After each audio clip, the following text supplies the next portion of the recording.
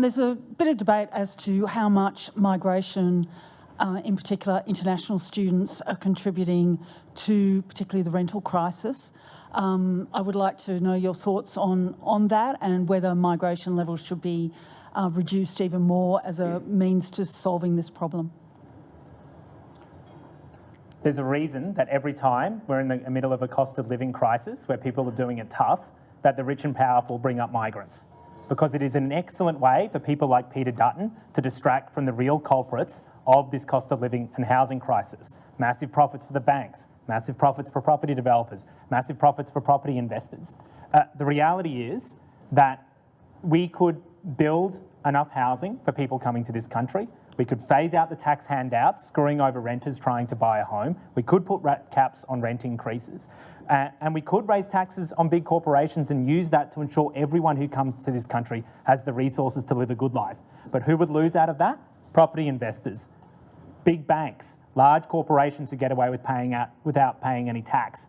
And I think we should live in a country where we're proud of multiculturalism, where we don't use it as a scapegoat and migrants coming to this country as a scapegoat for a crisis they had nothing to do with. The government stated...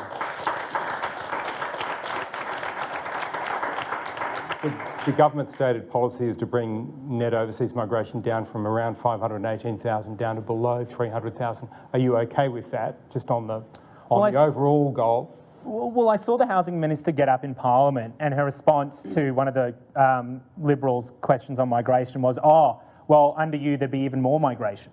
And now we're seeing this race to the bottom from the major parties around migration, precisely because it's a useful distraction from the real cause of the cost of living and housing crisis.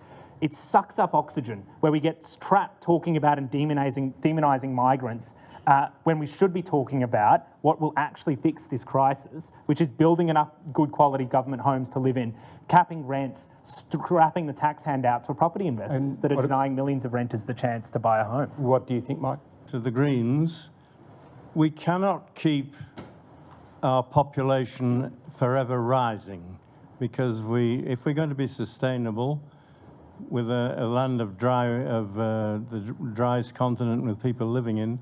So what is the policy of the Greens? Because this is, the number of people migrating into the country does affect the housing crisis. And I'm going to have to agree to disagree with you on,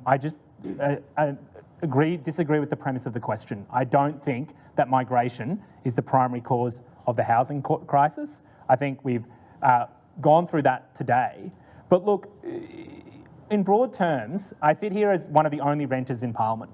And we heard today previously that, oh, there's a lot of politicians here who don't come from these housing construction or developer experiences. Well, 30% of this country rents.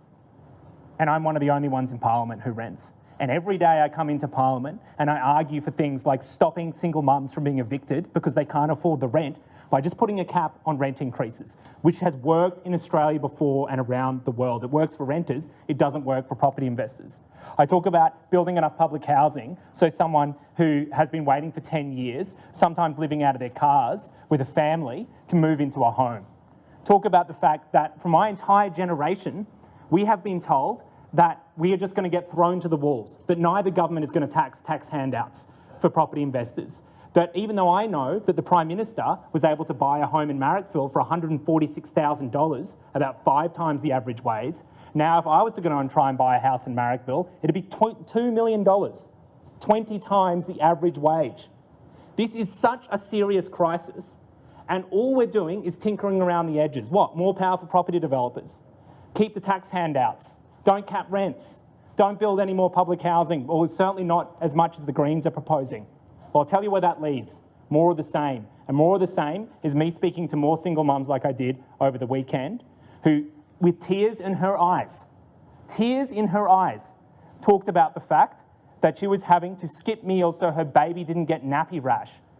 I don't think that's sustainable. And let me tell you, there's a lot more people like me around this country who aren't in Parliament. Young renters, angry, upset with the political class that has me sitting here as a renter debating the head of the Property Council about solving the housing crisis. How did we get here? And I think over the next few years, the entire political class is going to find out what happens when you ignore the 1/3 of this country getting screwed over by a housing system that funnels billions of dollars into the people that don't need it right now, like the banks and property investors.